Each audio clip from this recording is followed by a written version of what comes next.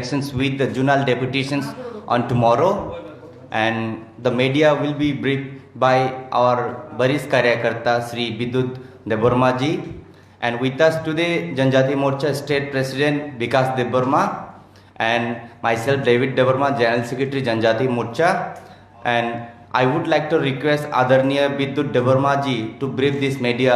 Thank you.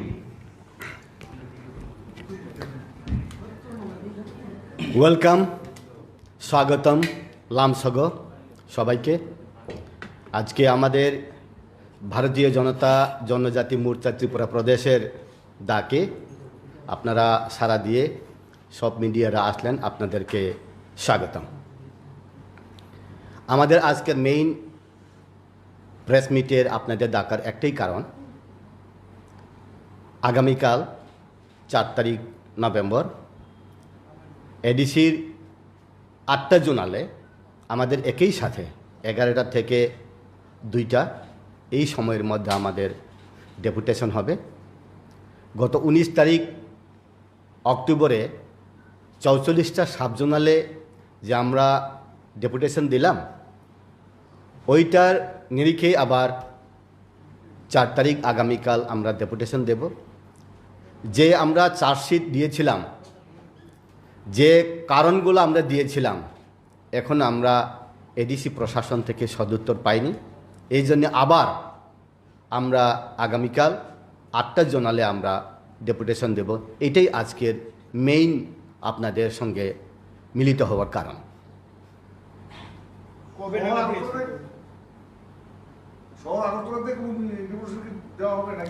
শহর আগরতলাতে কোনো zonal office নেই। আমাদের আরবান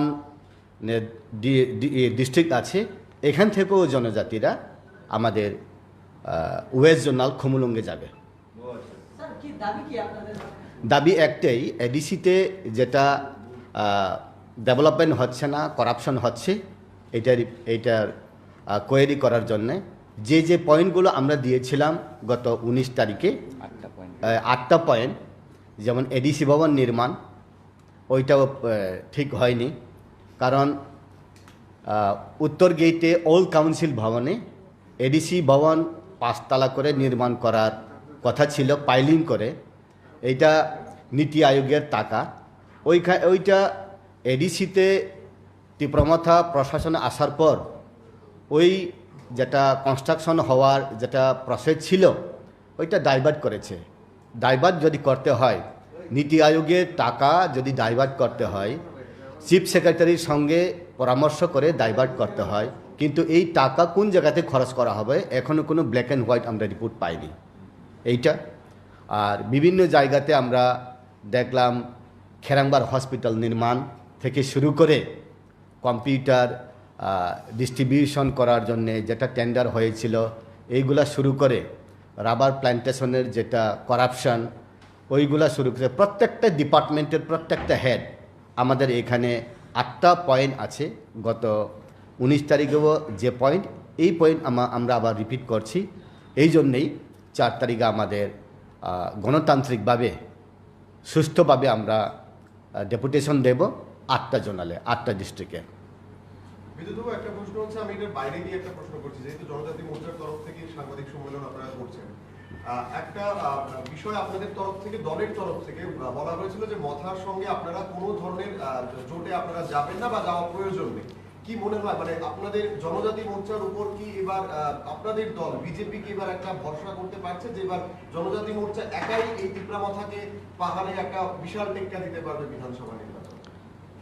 ভারতীয় জনজাতি মোর্চা সমস্ত ত্রিপুরাতে সব কিছু রাজনীতিগতভাবে, সাংগঠনিকগতভাবে সব কিছু ট্যাকেল দেওয়ার ক্ষমতা ভারতীয় জনজাতি মোর্চা ত্রিপুরা প্রদেশের আছে। কিন্তু যদিও কার সঙ্গে সমঝোতা হবে না হবে, এটা দিল্লি আমাদের কেন্দ্রীয় যেটা সংগঠন প্রদেশ, তাদের উপরে নির্ভর। আমাদের জনজাতি মোর্চা এই ব্যাপারে আমাদের কিছু বলার কোনো স্পেস নেই। যেহেতু আমরা দেখেছিলাম যে একেবারে যেটা সদ্য সমাপ্ত আমাদের এডিসি নির্বাচনে জনজাতি মোর্চা একটা ভালো ফলাফল করেছে, যে যতগুলো সিট আপনাদের কাছে দেওয়া হয়েছিল আপনারা সেখান থেকে ভালো সংখ্যায় জিতিয়ে আনতে পেরেছেন, কিন্তু আইপিএফটি সেটা পারেনি। এবার যদি মতার সঙ্গে বিধানসভা নির্বাচনে দেখা গেল যে 50-50-এ আপনাদের সঙ্গে জোট হলো, যদিও এটা মানে এখনো সম্ভাব্য নয়, কিন্তু যদি সেটা হয় কোথাও কি আবার সেটা আপনাদেরকে অবিশ্বাসের একটা জায়গায় থাকবে যে আপনারা সুযোগ পেলেন না, জনজাতি মোর্চা সুযোগ পেল না কাজ করতে? 2021-এর এডিসি ইলেকশনে 28টা সিটের মধ্যে 17টা সিট দেওয়া হয়েছে আইপিএফটিকে, 11টা সিট বিজেপি কন্টেস্ট করলো। 17টা সিট দেওয়ার পরে 0-0 হলো আইপিএফটি। 11টা সিট বিজেপি নেওয়ার পরে 10টা সিট আমরা 10 জন এমডিসি পেলাম। আমাদের আউটস্ট্যান্ডিং অ্যাচিভমেন্ট। এখন আগামী বিধানসভা ইলেকশনে 2023-এ সিট সমঝোতা হবে না হবে না এটা সময় কথা বলবে, কিন্তু মাননীয় আমাদের ত্রিপুরা প্রদেশের থেকে প্রেস মিট করা হয়েছে কিছুদিন আগে, আপনাদেরকে নিয়েই ডক্টর অশোক সিনহা, কেউর সঙ্গে কোনো সমঝোতা হবে না। আপনারা বুঝলেন, যেহেতু এটা ত্রিপুরা প্রদেশ থেকে বলা হয়েছে প্রেস মিট করে, ডেফিনেটলি কেন্দ্র থেকে ইশারা পেয়ে কেন্দ্রের আশীর্বাদেই এটা বলা হয়েছে। Any other questions, please?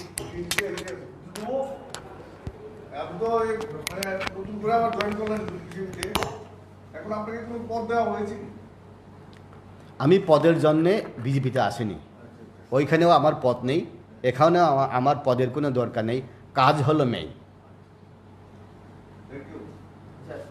আপনারা তো বিভিন্ন বিষয় নিয়ে আন্দোলন করতেন, ডেপুটেশন ভিলেজ কাউন্সিল নির্বাচন নিয়ে কি আপনারা কোনো ধরনের ডেপুটেশন আন্দোলন, যদি এখনো ভিলেজ কাউন্সিল নির্বাচন ভিলেজ কমিটি নির্বাচন টোটালি ডিপেন্ড করে ইলেকশন কমিশনের উপর। ইলেকশন কমিশন যদি বলে ইলেকশন হবে, আমরা রাজি, যদি না করে তো আমরা কি করব। এই জন্যেই ভিলেজ কমিটি নির্বাচনের জন্যে ভারতীয় জনতা জনজাতি মোর্চা ত্রিপুরা প্রদেশ এখানে কোনো হাত নেই।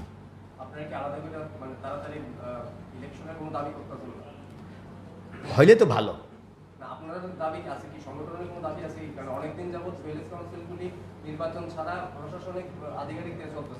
জনজাতি মোর্চার কোনো পার্টিকুলার ডিমান্ড নেই, রাজ্য কমিটি মাদার সংগঠন যেটা বলবে এটাই আমরা মানি। জনজাতি মোর্চা বলে আলাদা কোনো এটা পার্টি না, এটা ভারতীয় জনতা পার্টির ব্রাঞ্চ মাত্র।